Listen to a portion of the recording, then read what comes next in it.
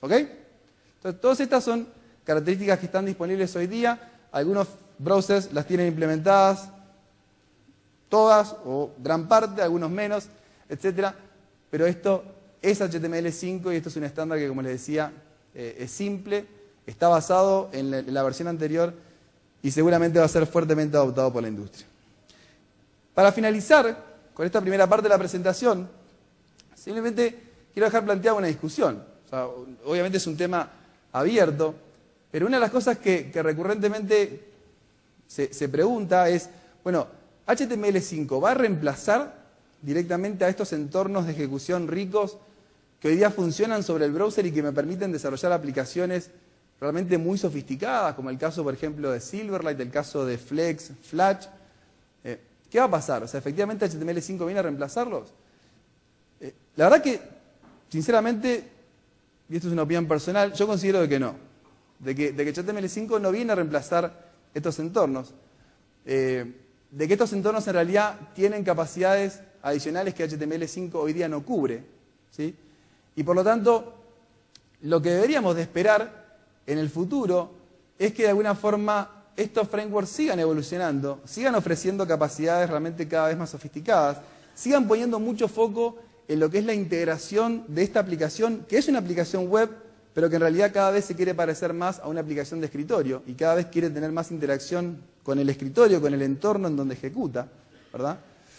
Porque, por ejemplo, hay datos duros que son evidencia de lo que estoy comentando. Por ejemplo, en HTML5 no vamos a encontrar un soporte multithreading, ¿sí?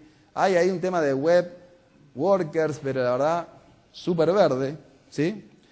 No vamos a encontrar soporte 3D hoy día, aunque está ahí como para abordarse, pero la verdad que no lo veo, por lo menos en el corto plazo.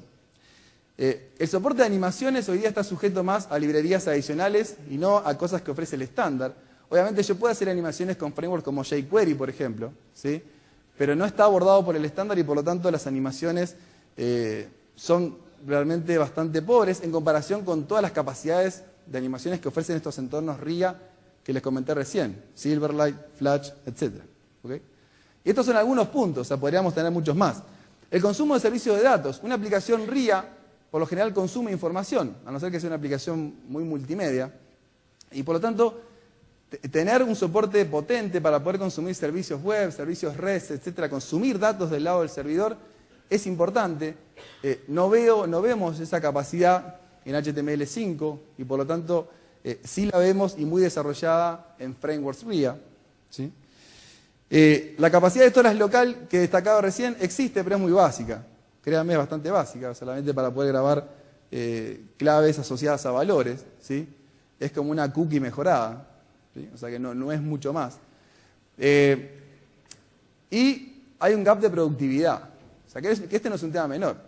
Yo hoy día en los entornos RIA que existen en el mercado tengo un nivel de productividad y un nivel de soporte a nivel de herramientas de desarrollo muy, muy potente. ¿Ok? Ese mismo soporte, ese mismo nivel de productividad, encontrarlo en HTML5 o en herramientas que soporten HTML5, definitivamente, por lo menos hoy no existe. ¿Ok? O sea que no es un tema menor. ¿Ok? ¿Ya? Así que bueno, esa es la introducción al tema HTML5, los browsers, etcétera. Los dejo con Alejandro para que les hable de Internet Explorer 9. Gracias.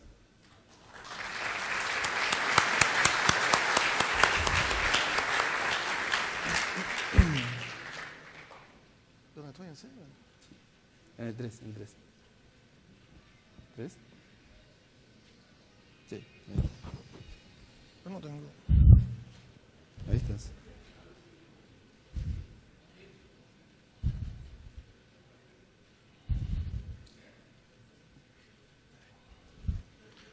Bien. Bueno, es un privilegio tener a Martín acá invitado de nuevo en la casa, así que es un viejo conocido y nos regaló parte de su tiempo, porque la verdad que estaba bastante ocupado. A mí me gustaría partir en el punto en que lo tomó Martín, cuando empezamos, en que lo dejó Martín, esta charla. Cuando comenzamos a trabajar en lo que íbamos a estar haciendo hoy, uno de los primeros objetivos que nos trazamos fue crear como una guía práctica de recomendación de cuál es la tecnología más apropiada para seguir. O sea, hemos visto que tenemos la posibilidad de utilizar HTML, de combinar HTML con JavaScript, de utilizar aplicaciones RIA y en particular utilizar Silverlight o utilizar Flash o distintas tecnologías que están apareciendo y que realmente son muy competitivas. La verdad que nos dimos cuenta que era un tema bastante complejo como generar una guía práctica que sirviera para una recomendación. ¿Por qué? Porque es complejo. Porque los criterios que tenemos para seleccionar dependen de muchas cosas. O sea, dependen del mercado al que nosotros queremos llegar. O sea, no es lo mismo una aplicación para un banco que una aplicación para un medio en línea, un diario, por ejemplo. Las aplicaciones ahora se pueden consumir desde distintos dispositivos. Ustedes han visto, por ejemplo, que todos los bancos están sacando productos constantemente para dar funcionalidades en las cuentas a través de mensajería de texto, a través de celulares. Entonces las alternativas son complejas. Y básicamente dependen del grado de evolución que yo quiero brindar en la interfaz de usuario, dependen del modelo de deployment que yo quiero incorporar dentro de las aplicaciones. O sea, Silverlight parece ser una alternativa muy interesante desde la perspectiva de que yo puedo tener código compilado y además puedo tener código firmado. O sea, todas las aplicaciones que ustedes construyen sobre HTML y que utilizan JavaScript están construidas y son aplicaciones abiertas. Cualquiera puede ver el código fuente de esa aplicación y encontrar todo lo que está ahí. Entonces Silverlight parece ser una alternativa interesante a eso, porque yo tengo código compilado.net. Ese código además puede estar firmado por una autoridad válida y es interesante.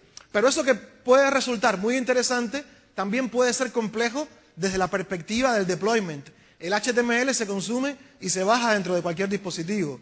La instalación de Silverlight y de una aplicación puede requerir permisos de administración.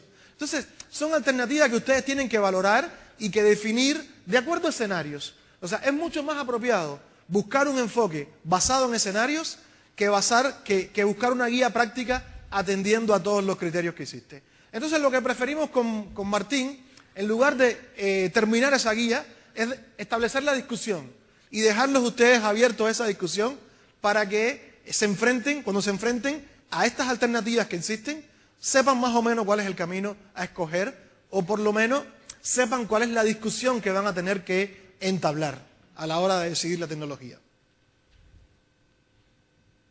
¿Aquí dónde estoy? Dale. Bueno, en mi charla anterior, en la keynote, estuve hablando de una de las características de Internet Explorer que es muy interesante. O sea, ustedes han visto que las aplicaciones que nosotros consumimos a través de distintos dispositivos son más aplicaciones que páginas HTML. O sea, ustedes tienen, por ejemplo, muchos conocen lo que es un iPod, muchos se han conectado al store de Apple en línea a comprar música. Nosotros tenemos productos similares, tenemos Zoom, que nos permiten hacer todo ese tipo de cosas. Entonces son aplicaciones que se comunican y que consumen servicio. Por lo tanto, cuando los usuarios se acostumbran a ese tipo de aplicaciones, son mucho más exigentes con el browser. O sea, uno quiere que el browser sea cada vez más aplicación y que brinde un potencial que sea mucho más aplicación y que se integre con el sistema operativo de una mejor manera. Entonces, esas características nuevas que están dentro de Internet Explorer 9 son muy fáciles de utilizar.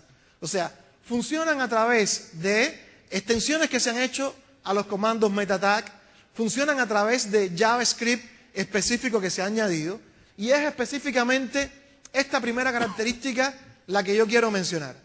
Esto es muy común dentro de... Déjame... Por favor. Ahí, el anterior. Perdón. Claro. Esto es muy común dentro de Windows 7. O sea, todos los que tienen Windows 7 probablemente estén acostumbrados a anclar una aplicación a la barra de tareas. Y cuando anclan una aplicación a la barra de tareas, esa aplicación se puede programar para que brinde menús especiales o específicos. Por ejemplo, aquí tenemos Hotmail. Este es el nuevo Hotmail. Cuando yo anclo Hotmail a mi barra de tareas, aparecen un conjunto de tareas ya predefinidas que son atajos para esas funciones. Por ejemplo, yo puedo ir al home de Live, yo puedo ir a mi